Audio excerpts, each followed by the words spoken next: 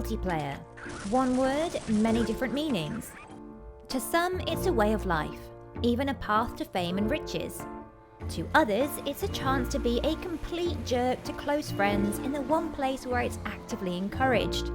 They say those who don't learn from history are doomed to repeat it. And while that doesn't make a whole lot of sense in this context, we thought it would be fun to take a look at multiplayer PC gaming's incredible story, right from the beginning. Dig out your old Everquest login and we'll begin. The history of multiplayer is as old as the history of gaming itself. Even as far back as 1958, you could challenge your chums to a game of tennis for two on a Dumont Lab oscilloscope Type 304A. Bertie the Brain predates it by 8 years to take the accolade of earliest video game of all, but Tennis for Two offered players the first sip of multiplayer gaming's intoxicating brew. Perhaps you're more familiar with its hotly anticipated sequel, Pong. To get from Pong to peer-to-peer first-person shooters, we'll need to jump way forward to 1973. Maze War, released a year after Pong, was a real FPS that connected two computers directly to each other and let two players hunt each other down in a twisty-turny deathmatch. It was developed by NASA, don't you know? In these early days, multiplayer was achieved by hooking up serial cables between two machines, and the internet as we know it wouldn't become a thing until much later in 1991. If you get into gaming history of any kind, it isn't long before you run into Doom. In 1993, id Software coded a cluster bomb of industry-changing innovations, and networked FPS multiplayer was one of them. Unlike Maze Wars 20 years previously, Doom could connect up to 4 players over a network. Think 4 actual PCs connected to a local area network or LAN to play cooperatively or competitively. It was the birthplace of the word frag and of the deathmatch mode, albeit in the same maps that you played in single player. It was a kind of twitchy, hearty-mouth shooter experience we're still playing today. It was glorious. A year later, in 1994, an early online gaming matchmaking service called Dwango allowed Doom players to connect to each other over the internet, and the blueprint for every multiplayer shooter thereafter was indelibly drawn. Doom's phenomenal success at introducing multiplayer to the masses didn't go unnoticed by the rest of the industry. This was the beginning of something big. Oh, you thought we were done singing id Software's praises? Au contraire, fellow history buffs, we're just setting up shop. You see, id laid the foundations for multiplayer FPS gaming as we know it with Doom.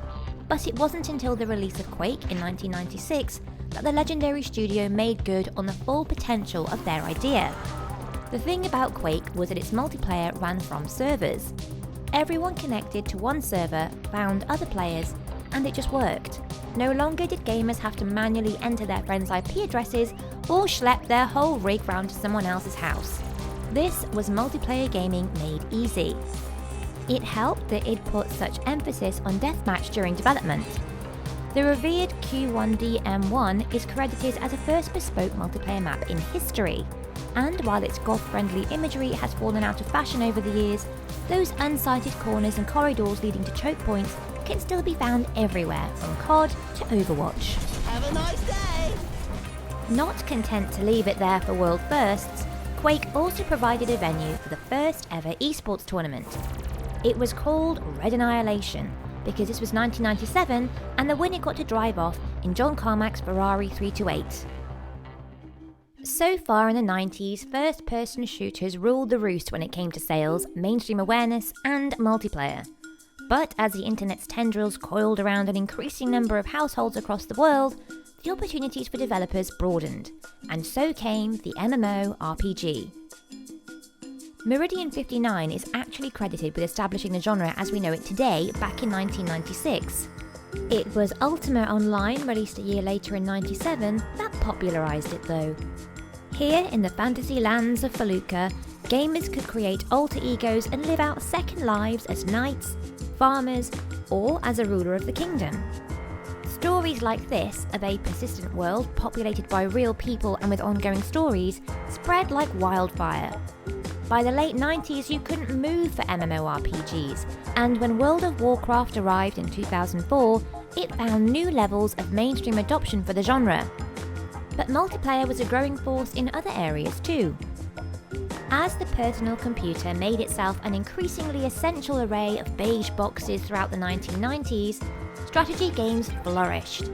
Sid Meier's incomparably brilliant Civilization games brought all of human history to your keyboard and mouse. And in 1995, Westwood Studios brought the best bits of an emerging real-time strategy genre together, creating smash hit Command & Conquer. The concept was perfect for multiplayer.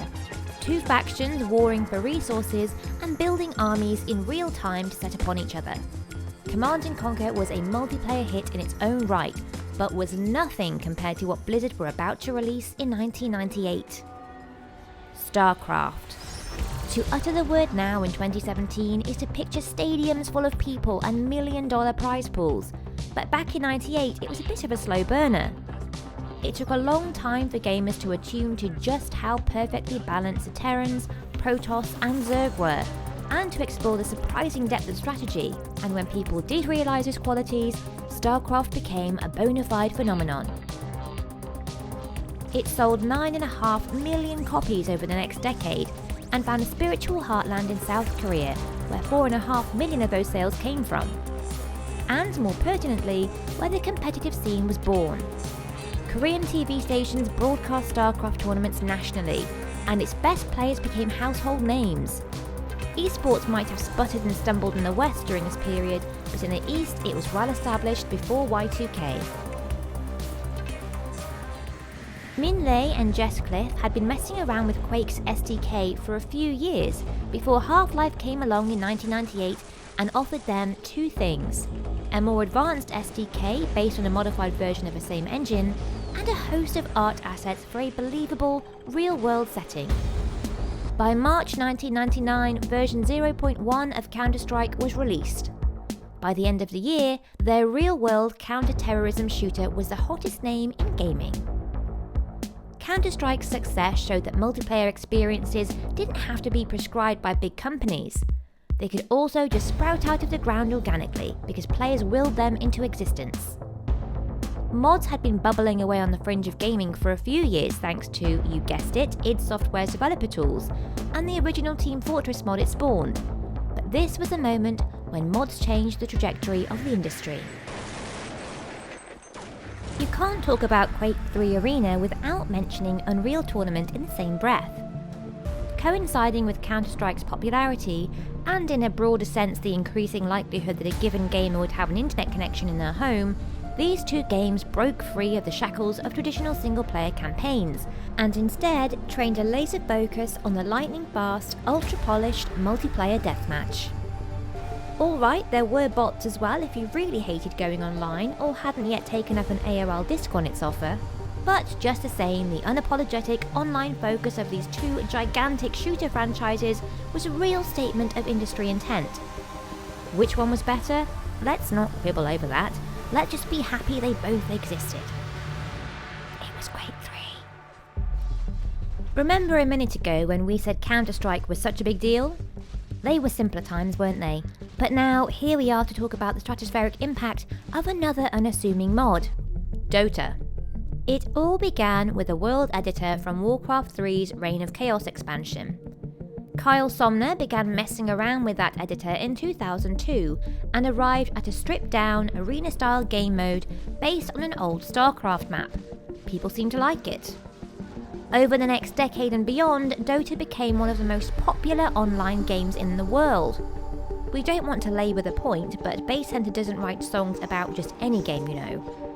StarCraft's popularity set the stage for a leaner, more fast-paced variant to come along and fill arenas of its own, and Dota really took that ball and ran with it.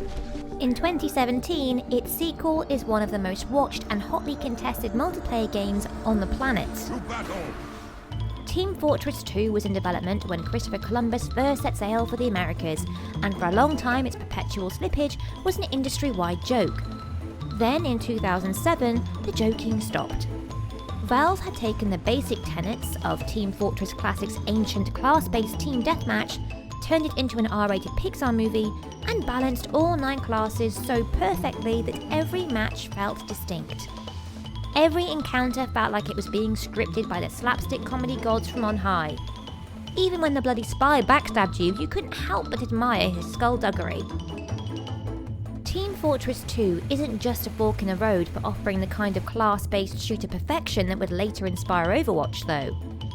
It's also an unfortunately clear example of the effects of free-to-play models and loot boxes. Team Fortress 2 has never been the same since Valve decided to put collectible hats everywhere. But thanks to its incredible longevity, it tells the story of the modern age of multiplayer in one game. DayZ is a thoroughly modern multiplayer game. Firstly, in the sense that its final release still isn't actually out yet, and in other less damning ways. Amateur modder Dean Hall first started putting together the foundations of his zombie survival mod in 2009 using military sim Arma 2's toolset. Zombies were enjoying an apex of public attention, elevated by AMC's The Walking Dead. Survival games were only just coming together conceptually as technology caught up to ambitions for huge open worlds and complex systems within them. Ergo, zombie survival game equals massive success. The secret sauce was the nature of DayZ's multiplayer though, completely up to the community. There's never any imperative to shoot a fellow human, and yet 9 times out of 10, every encounter ends in someone stripping off at gunpoint. So your average Saturday night. In 2016, it was a popular Arma 3 mod. Here at the end of 2017, PlayerUnknown's Battlegrounds, or PUBG as people will insist on calling it, is the biggest game in the world. It attracts double the player count of Dota 2 every day, usually has over 1 million players online at any given moment, and has sold over 20 million copies so far. Sorry if we said million a lot there, but wow. Like DayZ, Dota and Counter-Strike before it, PUBG came about because a gamer dared to make the kind of multiplayer experience he wanted to play. Brendan Green loved 2000 movie Battle Royale and survival sims, and the simple combination of those concepts has birthed the biggest multiplayer phenomenon the PC has seen for years. The numbers would make a 90s gamer explode in disbelief. 100 players on a 7x7 kilometer map, fighting for survival in real time, driving vehicles wherever they please, and paying $400 of real money to wear a purple miniskirt as they do it. If that last sentence doesn't tell you we've reached the zenith of multiplayer gaming, there's no getting through to you.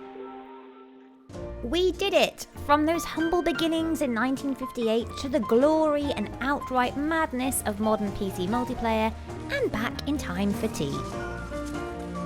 Let us know when your personal online golden age was, like this video if you enjoyed it, and subscribe to Logitech G for more weekly content.